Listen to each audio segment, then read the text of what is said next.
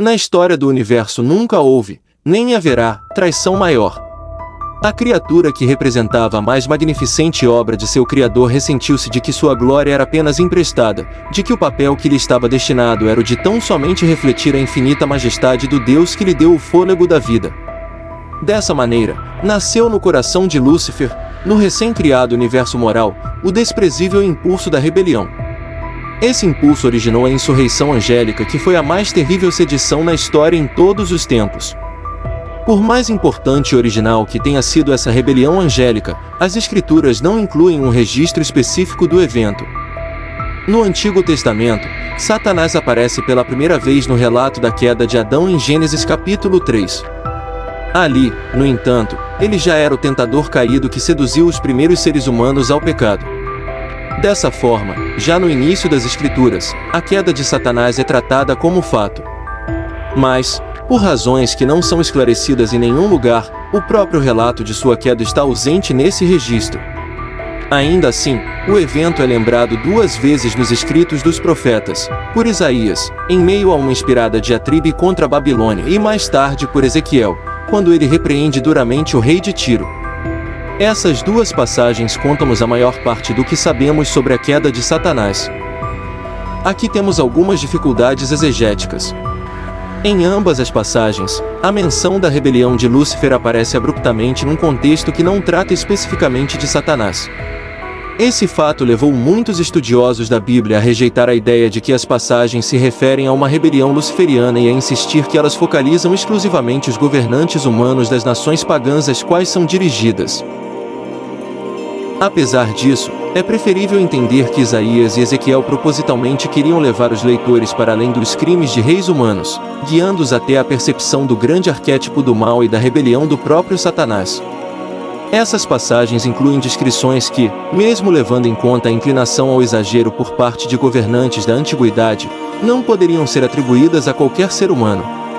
O emprego da primeira pessoa do singular, por exemplo, eu subirei, exaltarei o meu trono, me assentarei, refletiria um nível de ostentação indicativo de insanidade, caso fosse proferido por um mero ser humano, mesmo em se tratando de um dos monarcas pagãos. Além disso, a Bíblia ensina explicitamente que a perversidade do mundo visível é influenciada e animada por um domínio povoado por espíritos caídos, invisíveis, e que, em sua campanha traiçoeira e condenável de frustrar os propósitos do Deus verdadeiro, esses espíritos maus são dirigidos por Satanás, o Deus deste século.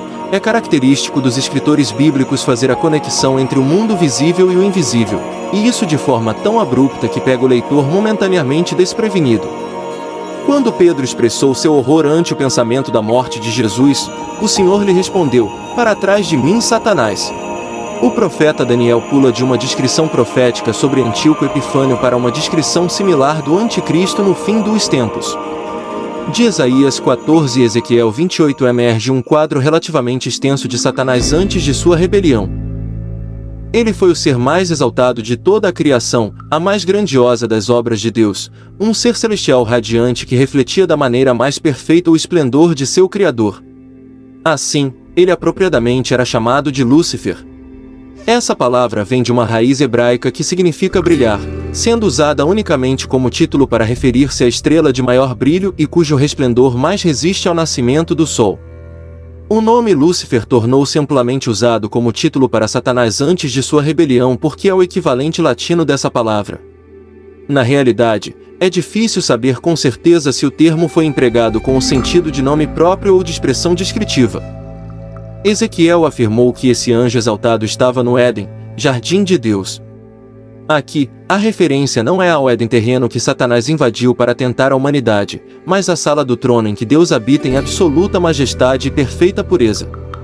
Ezequiel 28 também chama esse lugar de Monte Santo de Deus, onde Lúcifer andava no brilho das pedras. Essas descrições não são apropriadas ao Éden terreno, mas adequadas à sala do trono de Deus, conforme representações em outros lugares da Escritura. Satanás é denominado querubim da guarda ungido.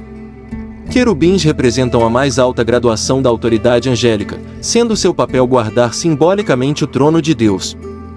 Lúcifer foi ungido consagrado por sentença deliberada de Deus para a tarefa indizivelmente santa de guardar o trono do todo-glorioso Criador.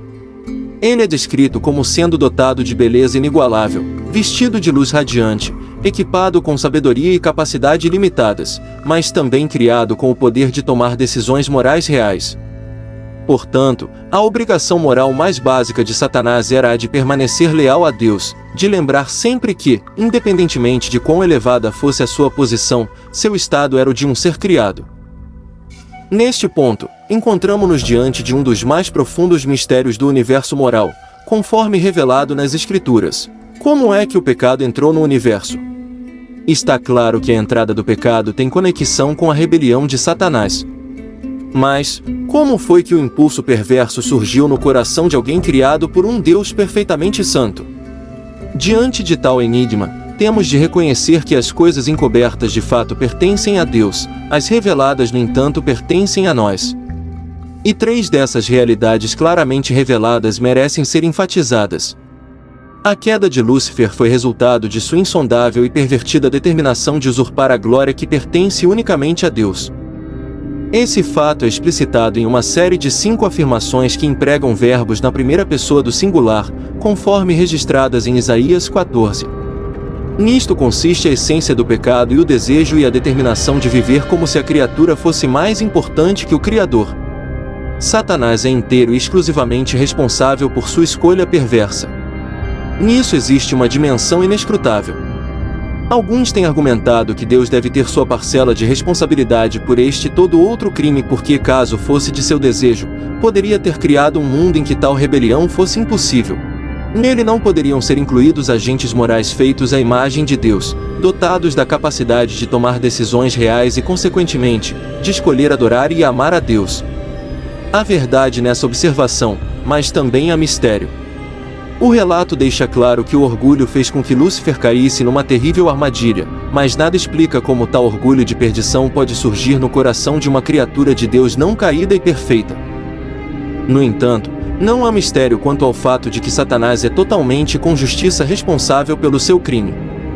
Ezequiel 28 verso 15 afirma explicitamente que Lúcifer era perfeito desde o dia em que foi criado. A culpabilidade moral é dele, e apenas dele. Na verdade, em toda sua extensão, a Bíblia afirma que Deus governa soberanamente o universo moral e controla todas as coisas, inclusive a maldade de homens e anjos, para que correspondam aos seus perfeitos propósitos. Mas ela também ensina que Deus não deve e não será responsabilizado por essa maldade em qualquer sentido.